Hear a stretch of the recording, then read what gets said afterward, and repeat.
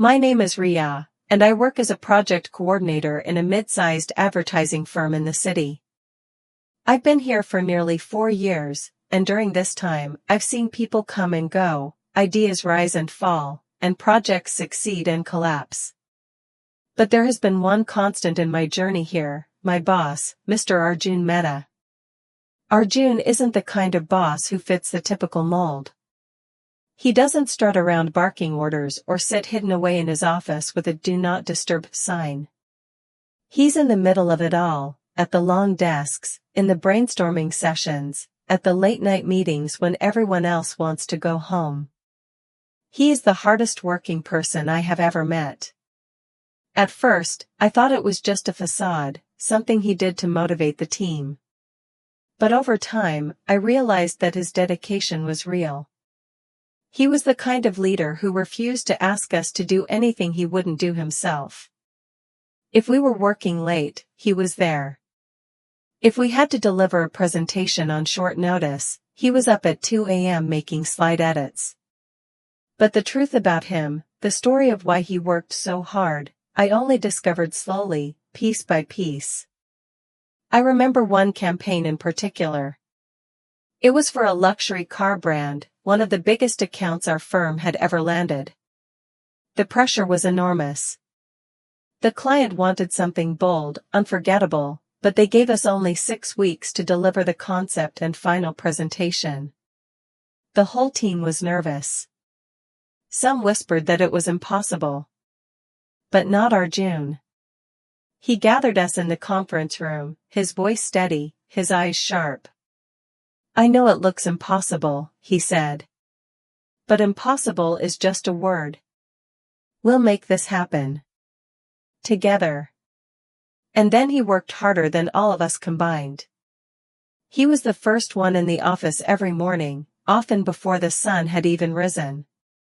I once arrived early at 7 a.m., only to find him already scribbling ideas on the whiteboard with a half-empty coffee cup beside him. His shirt sleeves were rolled up, and his hair was messy, like he hadn't even gone home the night before. Late at night, when most of us dragged ourselves home to collapse in bed, he was still there, checking designs, reviewing strategies, calling vendors. But what stood out the most wasn't his stamina, it was his attitude. He never complained. Never once said, "I'm tired" or "This is too much." Instead, he encouraged us. He joked with us when we were stressed. He bought us food when we were too busy to eat. And when someone made a mistake, he didn't explode. He simply said, "Okay, let's fix it. Mistakes mean we're trying." One night, close to the deadline, I stayed behind with him. The office was quiet except for the hum of the air conditioning and the scratch of pens on paper. I finally asked him the question that had been burning inside me for months. "Sir," I said cautiously, "why do you work so hard? I mean, most bosses would delegate, but you do more than all of us combined. Don't you ever get tired?" He leaned back in his chair, his face half in shadow under the office lights. For the first time, I saw something softer in his expression, something almost weary. "I get tired every day, Ria," he said with a small laugh. "But tiredness is a luxury I can't afford." I frowned. "What do you mean?" He hesitated, then sighed. "When I was your age, my father lost his business. He trusted the wrong people, and everything collapsed. We went from a comfortable life to struggling to pay rent in a tiny one-room flat.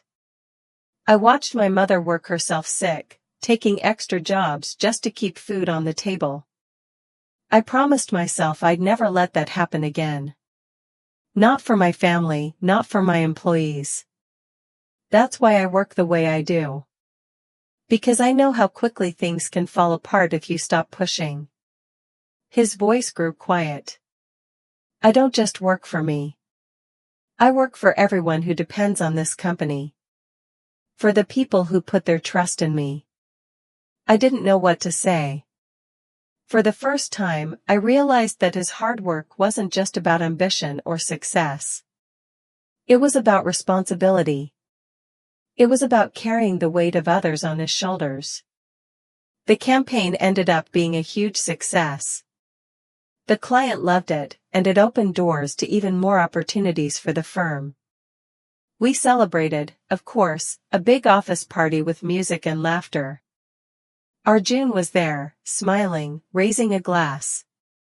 But I noticed that he barely ate, barely sat down. The moment the speeches ended, he slipped out quietly, already on the phone with another client. That was Arjun. Always moving. Always working.